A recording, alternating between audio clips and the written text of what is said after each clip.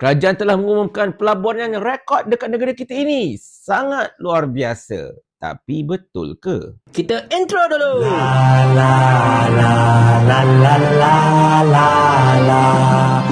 Assalamualaikum warahmatullahi. Semalam, Perdana Menteri Datuk Seri Anwar Ibrahim telah mengumumkan bahawa kerajaan telah mencatatkan pelaburan yang diluluskan berjumlah 329 bilion ringgit.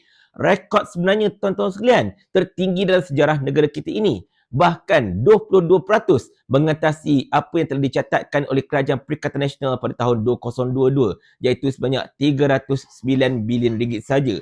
Sangat luar biasa. Ini merupakan pencapaian sangat-sangat hebat dan benda ini memang dicanang-cananglah oleh anak-anak papa. Tengoklah kerajaan perpadanan ni mencatatkan pelaburan yang diluluskan berjumlah 329 bilion yang tertinggi dalam sejarah. Tetapi kan ada satu perkara yang pelik dekat sini tau tuan-tuan dan puan sekalian. Sebab walaupun Perdana Menteri umumkan benda itu, tetapi kita semua tahu laporan daripada Jabatan Perangkaan mencatatkan bahawa jumlah pelaburan yang luar yang masuk dekat negara kita ini ataupun FDI ialah 47% lebih sedikit berbanding dengan apa yang telah dicatatkan pada tahun 2022. 2022 mencatatkan 74 bilion lebih, manakala tahun 2023 mencatatkan lebih kurang 39 bilion sahaja. Jadi macam mana Perdana Menteri kata jumlah pelaburan yang diluluskan tu sampai 329 bilion ringgit? Dia macam ni tau tuan-tuan sekalian.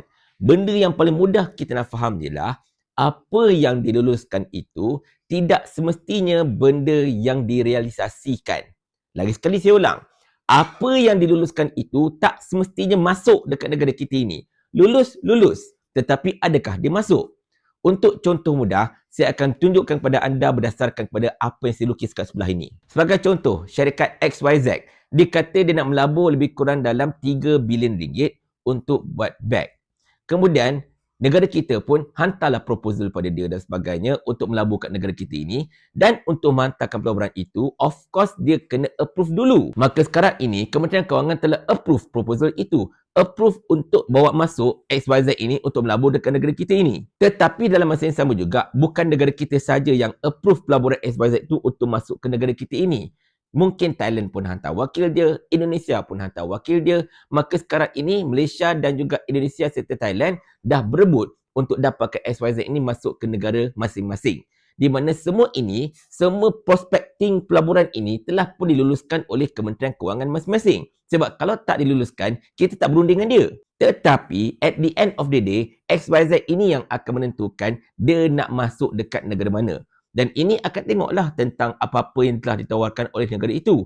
Contohnya pasarana, and then kestabilan politik, and then dasar ekonomi, and then kemudian dari segi orang kata apa, kos sara hidup, dan macam-macam lagi lah sebenarnya.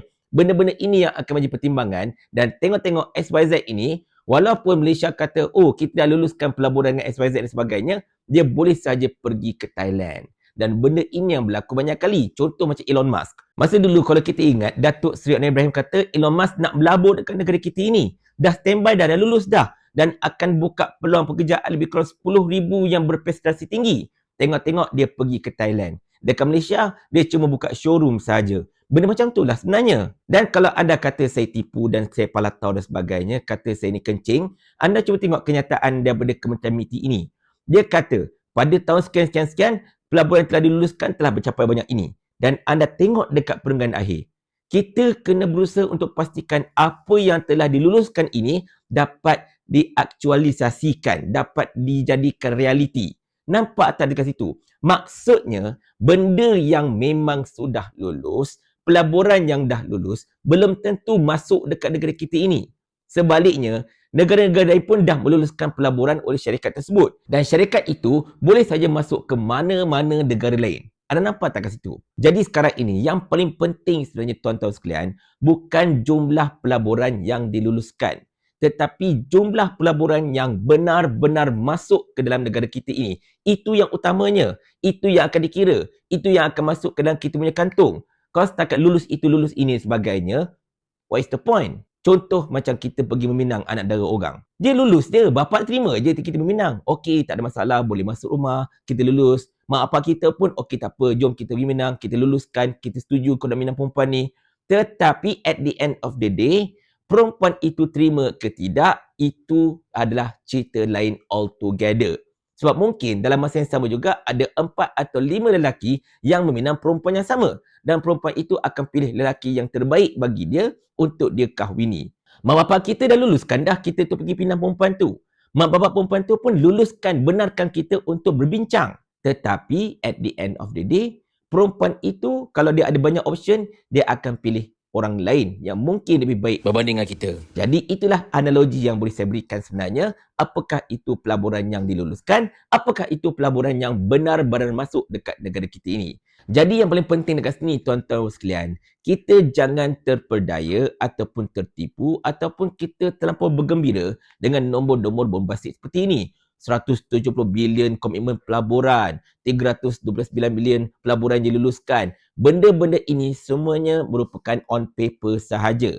Selagi pelaburan itu tak masuk dekat negara kita ini, kita tak payah nak terlampau happy sangat, tanpa nak gembira sangat dan sebagainya. Sebab pelabur-pelabur sebenar, dia akan tengok berapakah jumlah yang akan masuk dekat negara kita ini. Berapa jumlah sebenar yang telah dicatatkan oleh Jabatan Perangkaan dan macam-macam lagi. Sekadar untuk promosi negara kita, fine. Mungkin itu tak ada masalah.